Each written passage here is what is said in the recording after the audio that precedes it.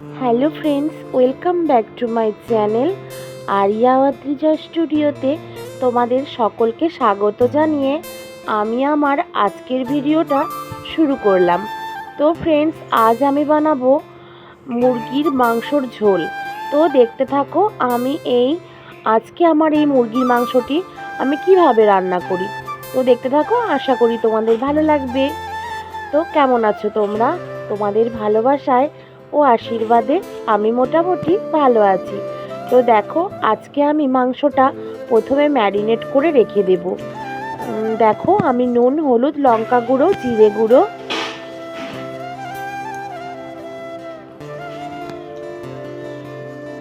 ধনিয়া গুঁড়ো, কাঁচা লঙ্কা,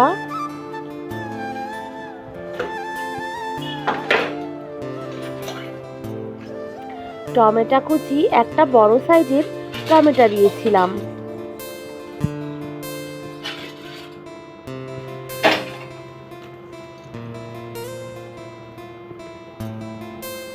তারপরে এখানে আমি 2 চামচ সর্ষের তেল দিয়ে দিলাম আর কিছুটা স্বাদ অনুযায়ী লবণ দিয়ে দিলাম।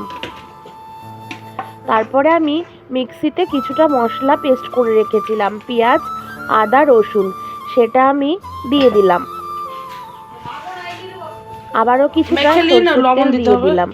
এবার আমি ভালো করে মশলাগুলোকে চিকেনের সঙ্গে ম্যারিনেট করে দিয়ে নেব। দেখো, আমি অনেকক্ষণ ধরেই ডলে ডলে ম্যারিনেট করে নিচ্ছি। ম্যারিনেট করা হয়ে গেলে আমি এটাকে 1 ঘন্টা রেস্টে রাখবো।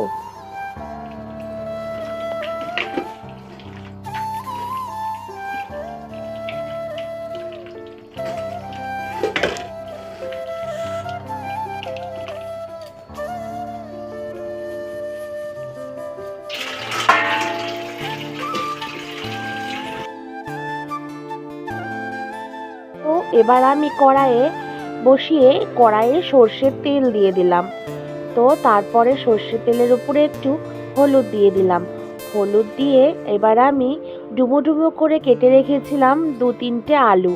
আমাদের বাড়িতে সবাই আলুটা বেশি ভালোবাসে, তাই আমি অনেকগুলো পরিমাণে আলু দিয়েছিলাম। এবার আলুগুলো আমি লাল লাল করে ভেজে নেব। তো আমি কিন্তু আজকের চিকেনে বেশি মশলা দিইনি, অল্প মশলা দিয়েই খুব টেস্টি হবে চিকেনটা। তোমাদের সঙ্গে শেয়ার করব। তোমাদের ভালো লাগলে ভিডিওটা ভালোভাবে দেখবে, আর ভালো লাগলে সুন্দর একটা কমেন্ট করবে। তোমাদের কমেন্ট পেয়ে আমাদের ভিডিও করার উৎসাহ আরও দ্বিগুণ পরিমাণে বেড়ে যায়। তো দেখো, আমি এখানে কী ফোড়ন দিয়ে নিলাম। প্রথমে দিয়েছিলাম চিনি, তারপরে তেজপাতা, গোটা জিরে, এবার দিব গোটা গরম মশলা। তারপর আমি সবগুলো উপকরণকে ভালোভাবে একটু ভেজে নেব। আমি তেলটা এখানে একটু কম দিয়েছি, কারণ চিকেনের সঙ্গে আমার তেলটা অনেক মাখানো আছে।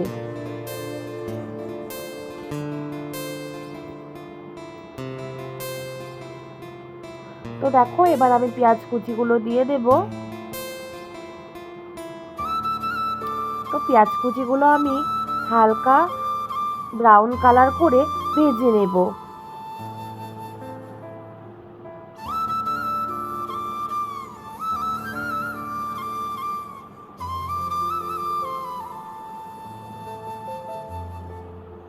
হালকা ব্রাউন কালার চলে এসেছে, তোমরা নিশ্চয়ই বুঝতে পারছো।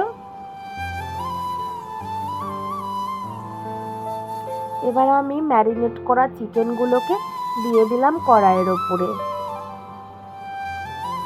ঝোলটা আমি একটু আজকে পাতলা করে করব, তো তাই বেশি মশলা দিইনি। আর বেশি মশলা সবসময় না খাওয়াই ভালো। চিকেন বেশি রিচ করলে আমাদের বাড়িতে কেউ একটা পছন্দ করে না। তবু বলো তো, কি কষা কষা হলে পছন্দ করে, কিন্তু আজ আমি কষা কষা করব না, আজ আমি একটু হালকা পাতলা ঝোল করব। তো দেখো, আমি এখানে ভালো করে কষিয়ে নিচ্ছি। তো দেখতে থাকো তোমরা, কেউ স্কিপ করো না। স্কিপ করলে বুঝতেই পারবে না যে আমি কিভাবে রান্না করেছিলাম।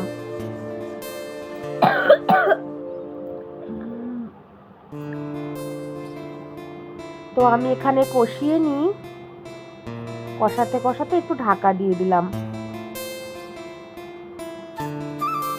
তো দেখো এটা আমার কষাতে কষাতেই প্রায় সেদ্ধ হয়ে এসেছে। দেখেছো তেল ছেড়ে দিয়েছে অনেকটা। তো আমি কষাতে কষাতেই সেদ্ধ করে নেব, আজকে জল দিয়ে বেশিক্ষণ ফোটাবো না।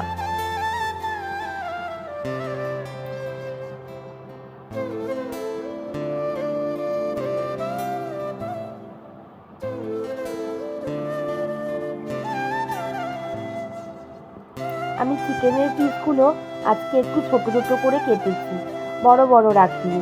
বড় বড় রাখলে ভেতরে না মশলাটা ভালোভাবে ঢোকে না, তার জন্য আজকে আমি একটু ছোট ছোট করে কেটেছি।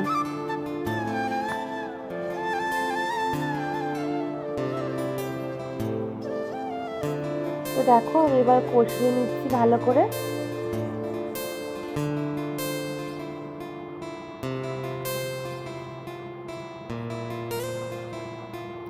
তারপরে আমি যে আলুগুলো ভেজে রেখেছিলাম সেগুলো অ্যাড করে দিলাম।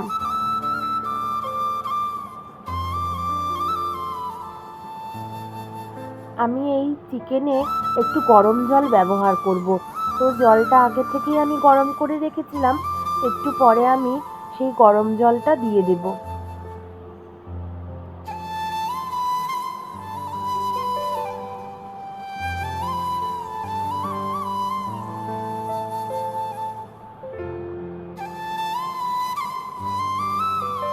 কেমন লাগছে বলো দেখে কালারটা।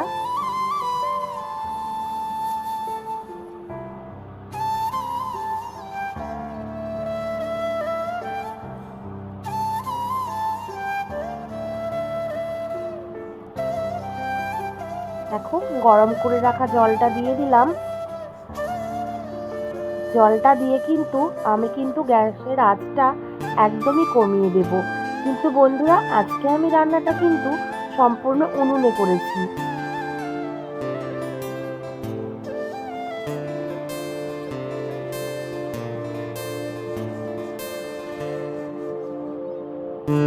তোমরা দেখে বুঝতেই পারছো ঝোলটা কতটা পাতলা হয়েছে।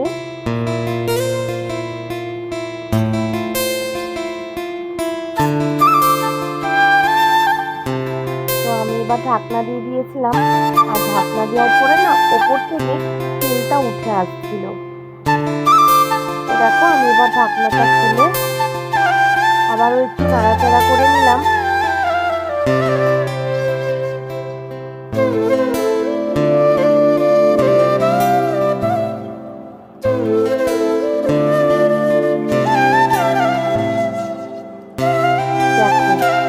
কালারটা একবার দেখে নাও। তারপরে আমি এখানে চিকেন কারি মশলাটা অ্যাড করে দিলাম। তারপরে দিয়ে দিলাম একটু গরম মশলার গুঁড়ো।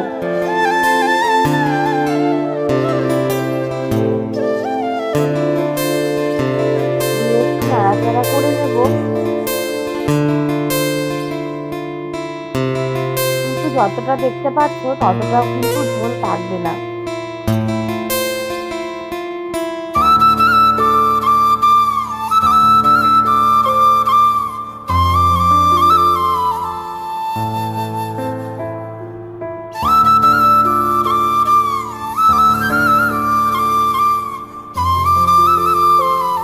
দেখো আমি এবার ধনে পাতাটা দিয়ে দিলাম। ধনে পাতাটা এক সাইডে দিয়েছি কারণ আছে, আমার শ্বশুরমশাই ধনে পাতা পছন্দ করেন না, তার জন্য ওনাকে এক সাইড থেকে ওনার ঝোলটা তুলে রাখবো, আর যেই সাইডটায় ধনে পাতা দিয়েছিলাম সেই সাইডটার ঝোলটা আমরা খেয়ে নেব। তো দেখো আমি কিন্তু বেশি তেল দিইনি, তোমরা দেখতে পেয়েছিলে, কিন্তু এত চিকেনটা ভালো ছিল, অনেকটা তেল বেরিয়েছে চিকেনটা থেকে, বুঝতে পারছো? তো আমার চিকেনের এই রেসিপিটি রেডি হয়ে গেছে, আমি বাটিতে পরিবেশন করে দিচ্ছি। তো দেখো কেমন লাগছে বলো, খুবই একটা পাতলা সিম্পল হেলদি। আমি ঝাল একদমই অল্প দিয়েছি, আমার বাড়িতে বাচ্চারা আছে তো, তার জন্য আমি সবসময় ঝালটা একটু অল্পই ব্যবহার করি। তো বন্ধুরা, আমার এই ভিডিওটির কোনো অংশে একটু ভালো লাগলে একটু সুন্দর কমেন্ট করো আর একটু লাইক কমেন্ট শেয়ার করে দিও। তো ভালো থেকো, সুস্থ থেকো। তোমাদের সকলের জন্য আমার তরফ থেকে অনেক অনেক ভালোবাসা আর অনেক অনেক শুভেচ্ছা রইল।